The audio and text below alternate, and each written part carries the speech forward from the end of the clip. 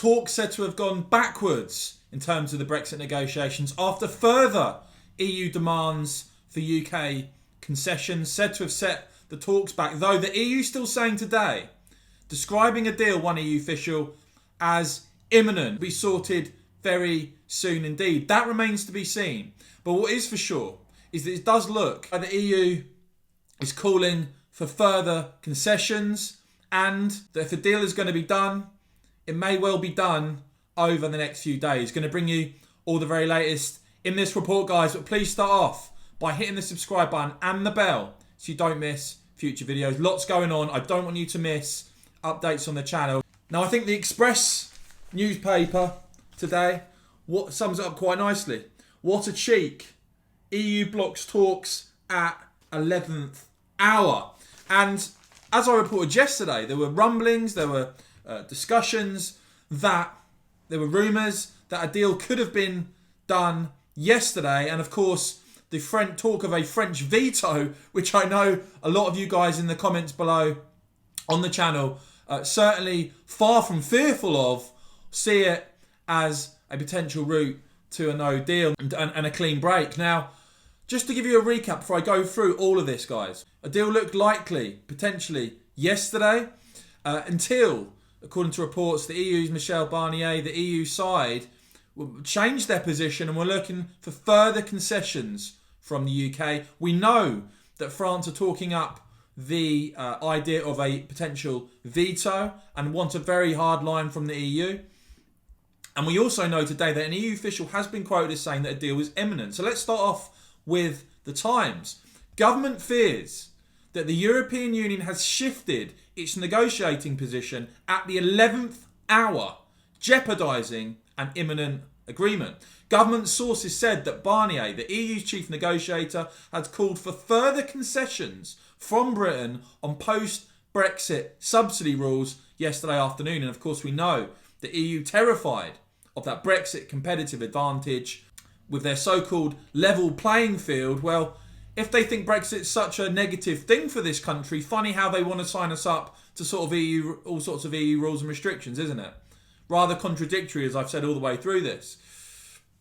One person quoted by the Times as suggesting the hardened move from Barnier in the negotiations was prompted by France, and the source accused Paris of agitating around EU capitals. The insider warning that the two sides are still some way on fishing rights from an agreement, and that the new demands have set back talks by at least 24 hours. A UK government source quoted as saying, at the 11th hour, the EU is bringing new elements into the negotiation.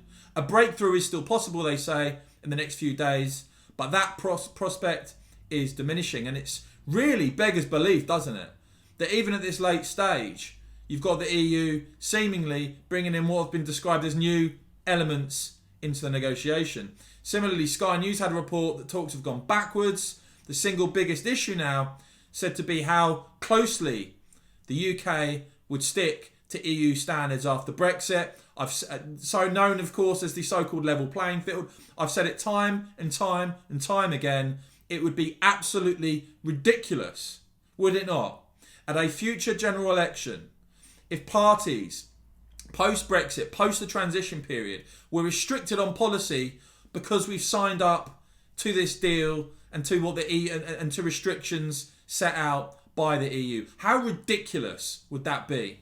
The Telegraph are saying that sources this morning suggest that negotiators could be poised to conclude as early as Sunday on a deal, and that Barnier had cancelled his planned briefing to EU ambassadors due to ongoing intensive negotiations, a spokesperson confirmed this morning. Curiously, Reuters had this report. EU official says UK trade deal imminent, expected by the end of the weekend, barring last-minute breakdown in talks. That was today. As for what the government are saying, well, Boris Johnson's spokesman quoted again today saying, we are committed to working hard to try and reach an agreement with the EU, and talks are ongoing. There are still some issues to overcome, they say. Time is in very short supply and we are at a very difficult point in the talks. What is certain is we will not be able to agree a deal that doesn't respect our fundamental principles on sovereignty, fishing and control. They conclude by saying our negotiating team is working extremely hard in order to bridge the gaps that remain. Now, I think in all of this, and I'm trying to bring you all the very latest from this channel, guys, it does, what some of the media do is they tend to forget about the public and what the public are making of all of this. So I asked my supporters on the channel, and guys, see at the end of the video, click on the supporters badge to support the channel. Would really appreciate your support if you're finding these reports helpful and informative on the channel. I asked my supporters of the channel what they were making of these new EU demands. And here is what you guys had to say. Thanks so much for your support, guys. Andrew, simple, walk away if they are moving the goalposts. Brian, walk away now. Louise, I'm glad that they're making more outrageous demands than they already have, as it'll put more pressure on Johnson, she says, to do the right thing and walk away. Fingers crossed. John, this is the perfect excuse to walk away now, at last, and be able to make clear that the breakdown is due to unreasonableness on the EU side. Mark, as a lot of supporters engaging on this, it really shows you the depth of feeling.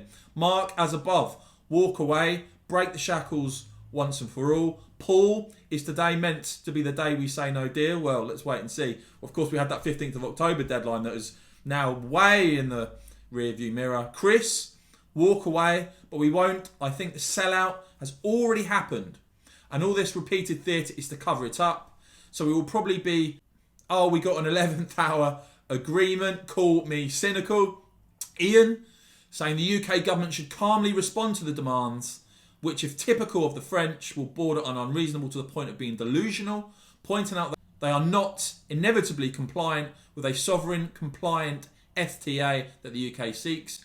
We will very soon find out, Ian says, if Boris will deliver a Brexit or will sell us out like another Tory Heath. And finally, David, saying a place where the sun doesn't shine springs to mind, or, as the Sun famously put it, up yours the laws.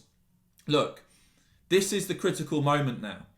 It does still appear to me that a deal is likely, that a deal is close, but perhaps Boris will still walk away.